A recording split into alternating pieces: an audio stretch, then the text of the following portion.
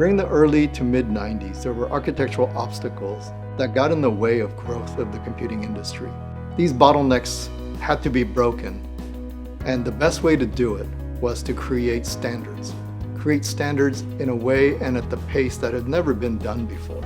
To do this, there was a methodology that was developed, which was start with a critical mass of industry players, and then build momentum behind this critical mass and the technology that they were working on. You can refer to this as a de facto standardization process.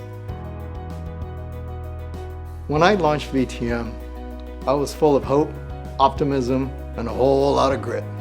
Even though I was a one-man show, I thought in terms of we. We've been very blessed with the timing of our inception. It was 1995, I turned 28, and I saw the need. And I thought I could do it. The need was very clear. A neutral third-party facilitator of standards. It meant operations, things like membership services, financial administration. It means things like compliance and interoperability. Those are the really obvious things. The things that are not so obvious are services like a collaboration tool, like Causeway. Another thing that isn't so obvious is the PEO services. My name is Reen Presnell, and I have had the privilege of working at VTM and with VTM clients for 25, 26 years. As you would imagine, any small business growing from, I think when I joined, 10, 12 employees to 100 plus, there's been a lot of gear shifts. Adding things like Causeway, for instance, that was a big institutional lift for us. Each client is individual, and each client, it's their money, right? I think it's amazing what we get to see. I think it's amazing what we get to watch and be a part of. We're in the room when it happens, right?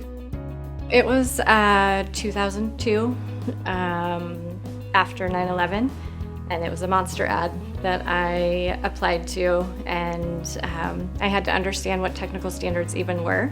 Got the job as a marketing specialist, and so it was an amazing experience to understand the full body of what VTM does. And then I got real curious real quick, and I wanted to get involved in new business. And around 2007, I ended up leading the largest group within VTM, Initiatives and Alliances. Today, now we have 75 different standard organizations that we manage. And from there, I just kind of continued to stay curious, continued to learn, continued to establish relationships in the industry, and really invested in VTM and the culture of VTM. Almost 24 years later, here I am, CEO of VTM Group. The things we do to facilitate things like DRM have a wide-ranging impact on economies, ecosystems, individuals.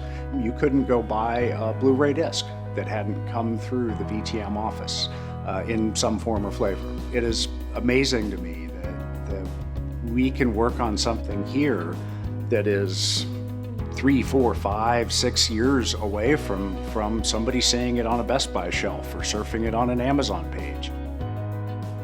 Over the years, VTM has listened to industry, to clients, to really understand where their needs are, where their pain points are, and we've risen to the occasion every time to meet them where they are and meet their needs.